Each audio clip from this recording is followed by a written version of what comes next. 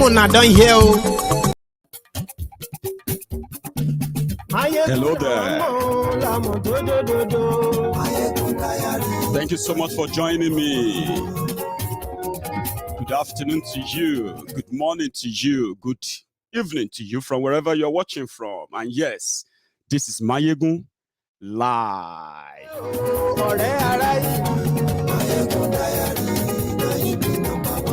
Lórí Facebook, lórí YouTube. Gbogbo bó ṣe ń lọ ni Máyégún já wa sí. Àṣírí ọ̀jẹ̀lú kì í kó níbẹ̀ o. Thank you. Bó bá ṣe eré, àní Máyégún máa wí. Ó sì tún ṣe eré, wàá gbọ́ níbẹ̀ o. Máyégún dáyàrí pòlítíkò. Godfatherism. So I'm doing something, right? Normally, I always like a stream same way from same platform. But Facebook decided to put a suspension on my Facebook account. I can go live on Facebook. Not everybody will see me or receive notification for it, but few of you that are going to receive that notification, if you want the better coverage like we do as you watch Mayegun every evening, you should better join us on YouTube. That's how it works. And to my friends on YouTube, share the broadcast. Mayegun today. Tell them. Lórí Facebook. And yes, we like. Lórí YouTube. And yes, we like. Ọba bá gbé wúrẹ́. And yes, we like. Ijó ìgbádìyẹ. And yes, we like. Presido bá rúfin o. Thank you. And yes, we like. Gómìnà gbówó jẹ. The YouTube link is in the comment section if you're watching on Facebook, by the way. And yes, we like. Just open it. Aṣòfin tí ń rúfin o. And yes, we like. Òkúra olóṣèlú. And yes, we like.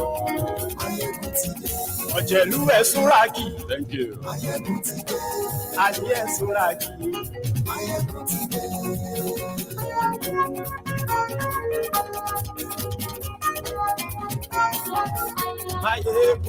That's right.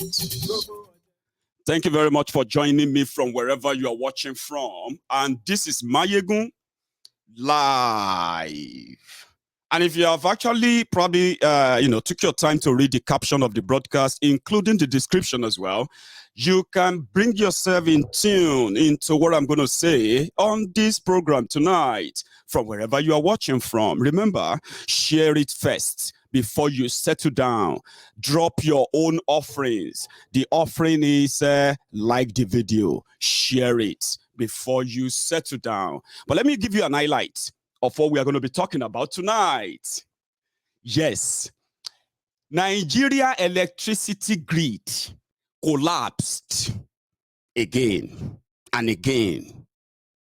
And just like people say, or as they say, if you don't learn from history, you are bound to repeat the same mistake again.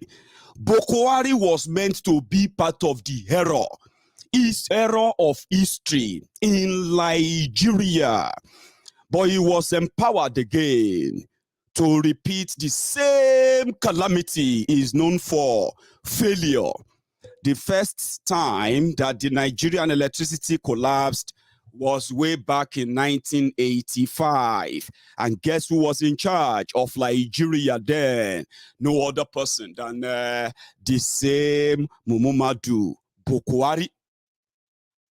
So just 2 days ago, they said the entire Nigeria was on a blackout from Abuja to Lagos to Port Harcourt to Ibadan to Kano to everywhere. But it's not really new, so to say. However, within just 10 hours after they claimed to have kind of brought part of it back, it collapsed again. And people are not really that moved. That's how bad and damaged this APC, Egbekegbe, have destroyed whatever was left of the average Nigerians before their emergence. Yes, we will talk about that because that is not the only thing. Buhari is in London. Aisha is in Dubai.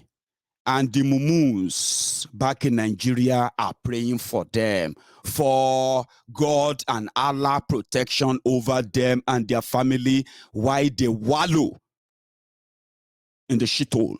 Yeah. So, some people are now saying that even in Ukraine, where they are fighting war, what people are facing in Nigeria, compared to what is happening in Ukraine, without underplaying that, is a child's play. Just like when people were screaming Syria war. But back in Nigeria, people were picking up bodies of innocent people slaughtered by soon to be forgiven terrorists. So Ukraine. But back in Nigeria, you have no idea if you visit the place. However, people also live in denial as well of that. So we're going to do a bit of a comparative analysis on that, just to let you have a clue of what you are into. The mess. There's no fuel. There's no electricity.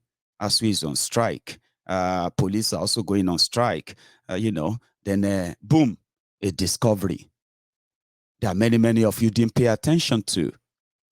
NNPC in Nigeria failed to account for 109 million barrels of crude oil in 1999. When they put them together, Baba, they have finished you, only if you know.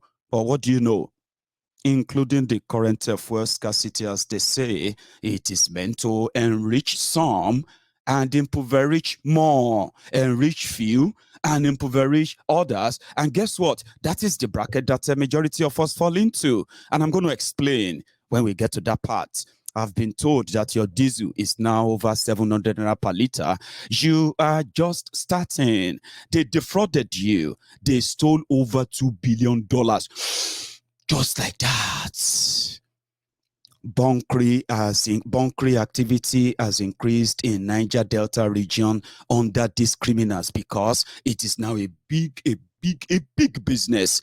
While your country is bleeding, they are asking you to keep praying. In fact, they are asking you to go and get your PVC so that you can give the same entitlement to another criminals who are going to deal with you the same way the current ones are doing. Just like a rat race. Like a rat race, like I told you, catch 22. You keep rounding up and rounding and going in circle. And the criminals are sitting around the circle watching you run foolishly around. Some of us choose not to, by the way. Right. They're bleeding you, making themselves richer to the disadvantage of many, in which my own people falls in the same category. We will talk about that today. Their inefficiency, their corruption, their greed and selfishness, self-centeredness, the patriotism they told you to always imbibe is the same patriotism that is in the mud with these rogues that present themselves. And guess what? When greed gets to some certain level, they say the capitalists are those that will kill America. Because America is capitalist in nature. Some people are just so rich and some people are just have not, and all of that, right? In Nigeria or in Africa generally, it is the selfish greed of the opportunists who manages your commonwealth. Aviation fuel, they say that one serve, don't skyrocket. It is not even them say they have skyrocketed. Aviation fuel, you know, when the insecurity on the roads became so tense, these greedy people who feels like they are entitled because they are your leaders and you pray for them all the time that they should succeed and God should touch them in order to lead you right, blah blah blah blah nonsense they ask you to do all the time. The one that actually gets you so closer to God, believing that since you are poor, definitely God to listen to you more. A very dumb mentality that politicians push over you, right? Very selfish people. What did they do? Insecurity, right? They abandoned the road. They picked up their private jets. They picked up the planes and all of that. They could fly over any problem. And guess what? In their own greed, though, now they are starving themselves of the same thing, even though they probably still have a reservation or some sort of a reserved ones for themselves. However, generally, your aviation industry in Nigeria is going to collapse in the next 48 hours if nothing is done. I don't know if you know the meaning of that. You know, when these criminals came in, they told you that they were going to boost the economy. They're going to plug all the loopholes for corruption so that they will release and free some of the stolen money back into the economy so that more people will have jobs. Was that not the promise? Is that what you're getting? Of course, it's not what you are getting. Let's analyze that so that you will understand the meaning of this. Because you don't fly, Abi. You are not flying. Now, maybe that is make all of us die for road, Abi. Now that they don't have, they won't have fuel to fuel their private jets. All of us will go back to the road now. Everything is not cruise or cruise. Abi, how you they call them for Nigeria? Everything will be cruise. This is how it works out, okay? When these criminals came in, they said they were going to create jobs. But when they started with their greed, selfishness, and self-centeredness, including inefficiency, incompetency, and many other things all put together, right? The result of that is that they got richer through the corruption. And many of you got poorer. How? The economy shrank. When the economy shrank, which means people lost their jobs, people pay less taxes. Because in their selfishness, they couldn't even think of, okay, you know what? Let's break our greed. Subsidy from 200 billion naira in 2015 suddenly jumped to 1.4 trillion naira in 2017, 2018, 2019, 1.4, 1.2. Greed for selfish few. Now, what happened? Many businesses lost their businesses. And when businesses shut down, jobs are lost. And that's where you came. That's where you got the figure of unemployed Nigerians jumping from 13 million in 2015 official to over 80 million today. 33% of Nigerians are unemployed. If the population of Nigeria is over 200 million, so are you going to be in doubt that over 60 million are currently jobless? When people are saying that, Baba, that one is just official, that one is just number, Baba, lot of us, many of us are jobless, and we are over 100 million jobless, just living from hand to mouth, living for the day, and that is true. And that's why they said more Nigerians have fallen into poverty. Millions more have fallen into poverty in the last 7 years. The statistics are easy to compare, okay? Don't let anybody bamboozle you. When businesses shut down, people will lose their jobs. When people lose their jobs, right? What happened? The labor market get filled up. That's how you got that. Many of you are graduates who have been graduate for years now. You've never even had any real job in your life. That's where you get the figure. And what happened? The government doesn't get money because government doesn't have any business. The only business government have is to manage every money they can get from anyone. When they couldn't squeeze you any further, they raised your tax, they raised your VAT, they raised so many things. Yet all these raises, right, they go into the drainage, into the pit hole of these greedy scums that you called your leaders and their cronies holding different vital economic position, that their decision and their greed, when they get fat, you go starving and it spreads as well. So maybe you should understand that. Now, this your aviation issue, there are people working there. Many of them are going to lose their jobs. Not just them.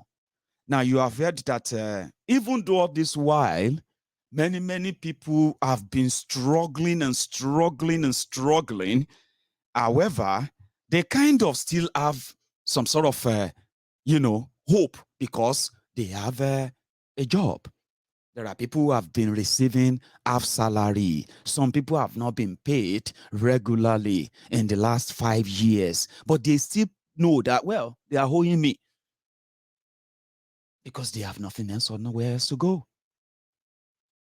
Now, all those who survived the job loss, the economic strangulation, the whole thing that has happened to majority, including all of you who are not living in Nigeria, except if you are lying to yourselves. And then, is that not what you do most? You lie to yourselves.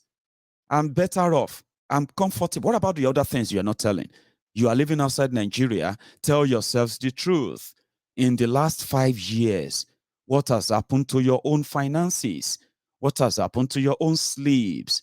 What has happened to your own lifestyle in the last 5 years? You are not in Nigeria, but what has been, or how have you been managing the pressure from your families in Nigeria? Because they are the direct victims of these greedy scums whose own selfishness and decisions and all of that takes away your job, takes away your economic power, and then hand you over the bowl of beggars, dependents, and the rest of them, right? The first victims, the direct victims, are your family members in Nigeria. And when they look around and they run to the wall and they have nowhere else to go, how have you been coping with their request? That is what you call resultant effect, direct and indirect effect of these all rogues and their actions.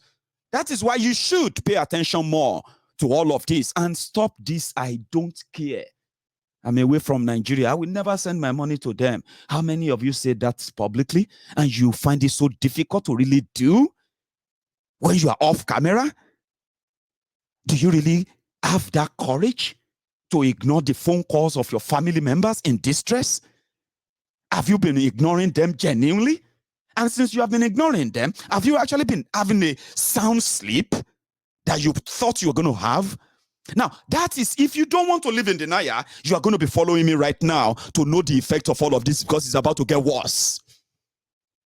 Yes, it is about to get worse. And this, it's not even whether you are PDP, APC, Biafran, Yoruba Nation, or what have you. This is something that should tell you to question what you believe in. Do you believe in that one Nigeria where the rogues who brought you here are saying they are going nowhere because they have the capacity to stay as long as they want? They are not responsible for all their actions. They are not. Whether you are dying, they don't care. They don't feel responsible. Same with those who are also angling to help you or rescue you from them. They are also the criminals who have done same to you before. They want to do it again, but they are telling you, no, we will do it differently this time around. We won't be as heartless as this one. So the whole thing happening right now is just for you to question what you believe. Do you still feel strong about what you believe in Nigeria? That is for you to decide with all these facts that you know. What do you actually think is so right to begin to hammer and to continue to hammer on the request for the conversation of we don't want to be part of this anymore? If you are in doubt that majority of us we don't want to be part of this anymore, give us a referendum, because this is a shared misery. Miserable relationship, share misery. poverty exponential. And we are being told we've got no choice. That is so sad, to know all of this and being told you've got no choice. You've got to learn how to live with it. Or you should pray that it changes. That is unfair. How? Nigeria is structured that we have to share in all this misery, the death, but we can't have a say in how it is dealt with. They write the rules. We just need to obey and follow it. And it is sad that education that should have been a tool of empowerment, a tool of, of power, so to say. When you are educated, you are liberated. But when we talk about education, having, this is a general calamity now. Decisions being taken by few, greedy few, and understood by just few as well. Misunderstood or completely never understood by the majority. The effect of how their decisions come back to you. Okay? Education. Oh, he's an educated man. Have we actually questioned that to say, what kind of education did they give to us? When you question the education they gave to you, did they give us an education to empower us? Or they gave us an education to kind of condition us? So I found out that it's actually the latter. They gave us education not to have the capacity to think outside the box. They have to think for us, and then they want us to build theory around that thought, even when they are not ours. And when your thought is outside that kind of arrangement, you are considered a rebel. Now, that is where you begin to question your education, because imagine this and the consequential effects that we are feeling right now economically, and the poverty, which is the weaponized tool of power of the politicians. And then you see educated people speaking in defense of this crime, because it is a crime. You have a country of 200 million people, according to them, and the 200 million people have maybe 1 million privileged elites, with a fraction of them in politics, formulating policies, taking decisions, making laws, signing pacts, local and international, on your behalf, with the belief that these are supposed to be educated people, and at the same time, they are expected to be patriotic people who should consider themselves as, lucky enough to direct the affair of millions of others, because if they mismanage it, that is the millions of life in jeopardy. But you have 1 million privileged few, if they're actually up to that number, milking us. And then you see those who claim to be educated defending that for the crumbs that they get, which is sad. Then you begin to say, what is that value? What is the value of that education? It is pointless. If you have to look at it in Nigerian context, it is so pointless. However, re-educating your mind, understanding how they affect you, how their selfish decisions are never really thought out. They are decisions taken for the consideration of the minute few, corrupt few, selfish few. And when you back them. You are committing a crime against yourselves, and it is called self-destruct technique. Education will make you stop, because think about it.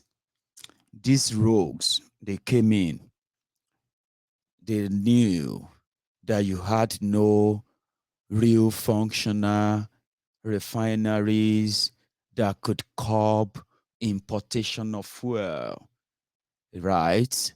And in 7 years, they invested no dime in it. Rather, they budgeted billions and billions of dollars for themselves.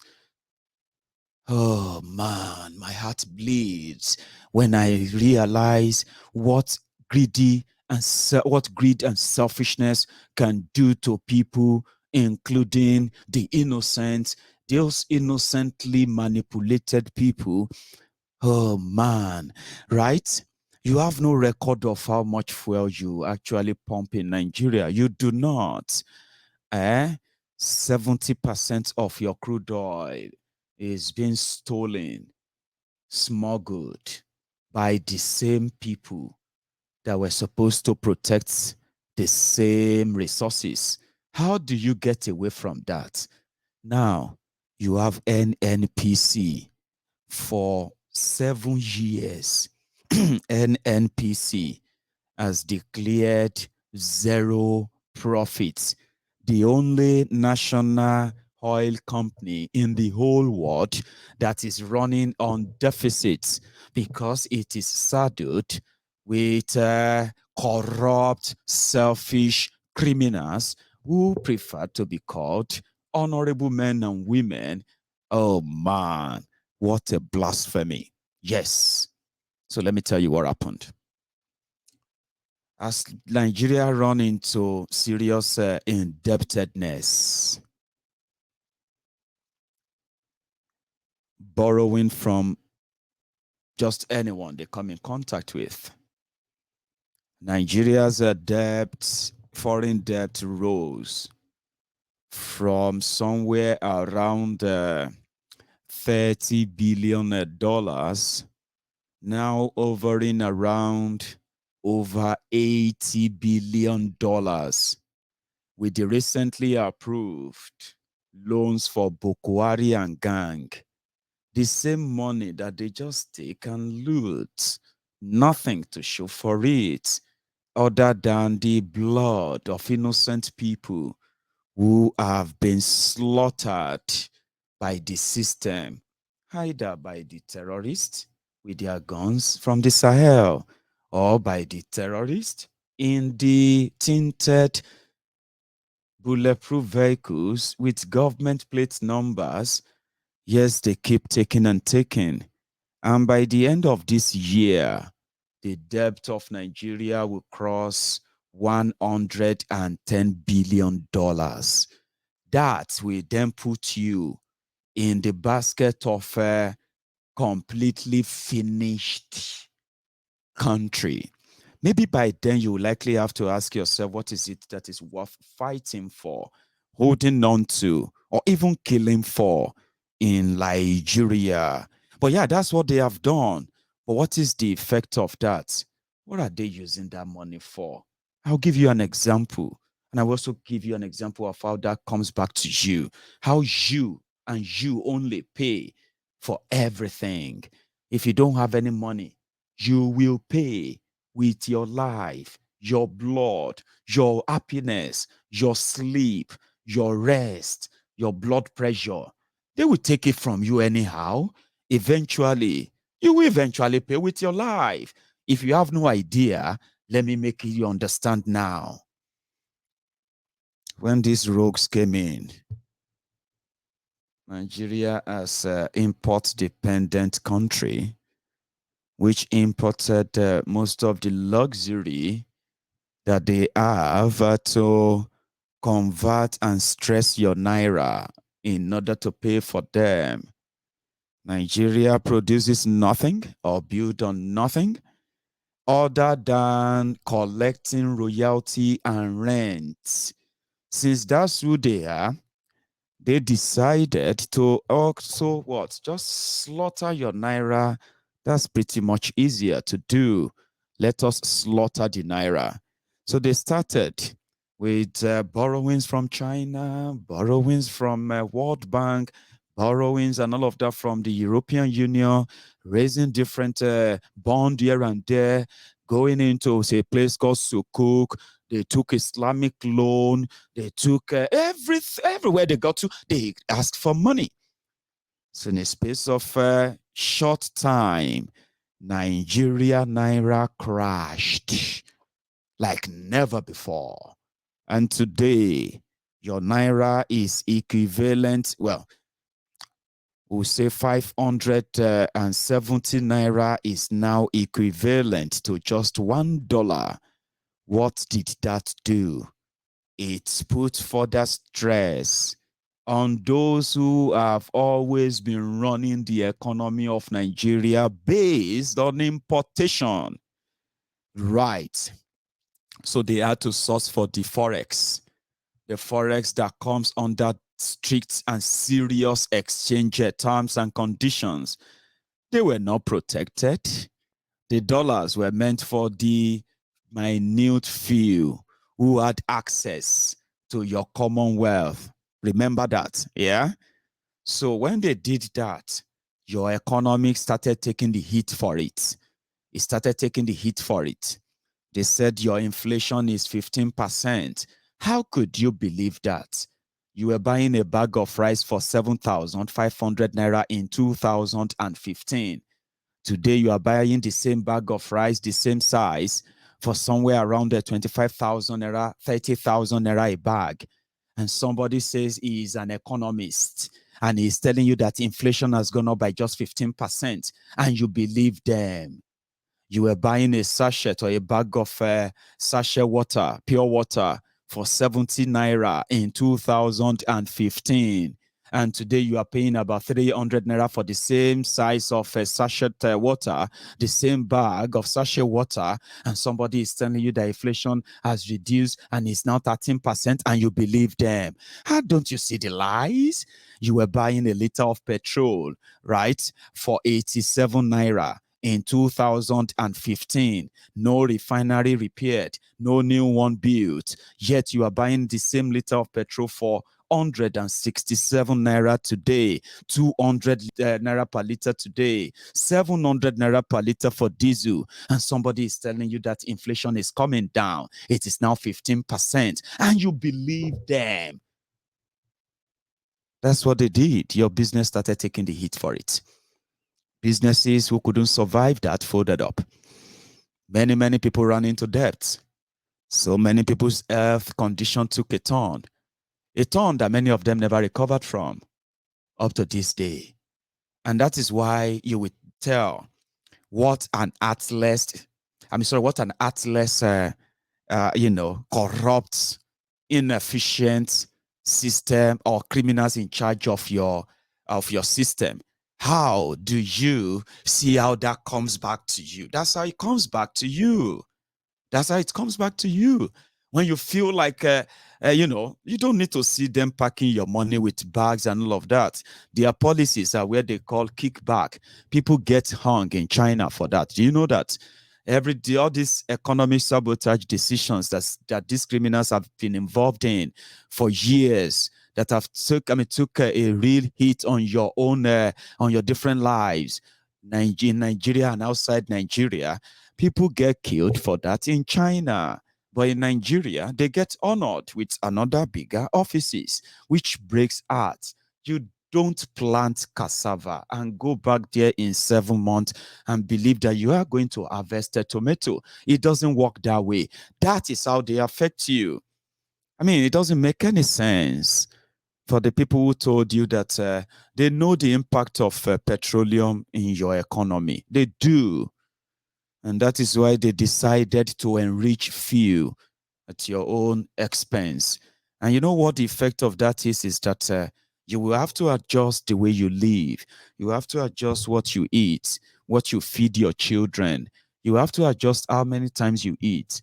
You have to adjust how many things you actually, because you'll be slowly, the value of the money in your pocket continue to lose and dwindle and dwindle. Though you have the money in your pocket, then you realize that oft they are valueless. It's actually valueless. And it is sad for those who are hardworking people. Because there are real hardworking people in Nigeria. I don't think there's anybody on this surface of this earth that are as working as people living in Nigeria. They will tell you, Baba, the country hard though. Even white people, Oyinbo will go Nigeria, will learn how to adjust. If they have to jump on Okada, or if they have to trek, or if they have to go and queue also for this or that, they learn that, they adjust. It hard, life hard in Nigeria. But with what? With little or no reward for it. Do you understand what that means? That always bounces back on you when you are preoccupied with how you are going to pay your bills. If you are preoccupied with what you are going to eat next. In the UK right now, there is already a campaign. There are many people who have fallen into poverty simply because of the increasing cost of living. Do you understand that? Politicians are going to be on hot seats in the UK, where they have always been. But you see, in this issue of Russia versus Ukraine war, all these things going on that all of you are reading about, and some of you are not paying attention to detail. How is this going to affect us? We see somebody who is still giving you money right now, somewhere in Nigeria, your uncle, your auntie, your friend, they are likely going to run out of that money soon. They are likely going to run out of the source of making that money soon. The whole world is experiencing a lot, and people are reacting to that, and they are holding their politicians responsible. While in Nigeria, your politicians are getting away with a lot without any consequences or anything, right? In the UK, there's now rising cost of what do you call it? The rising cost of getting a gas, fuel, because of all these things going on right now. Yeah. So as this is happening, people are now campaigning, right? That people are going to be choosing between food or to heat their home. Do you understand what that means on an average person's mental health?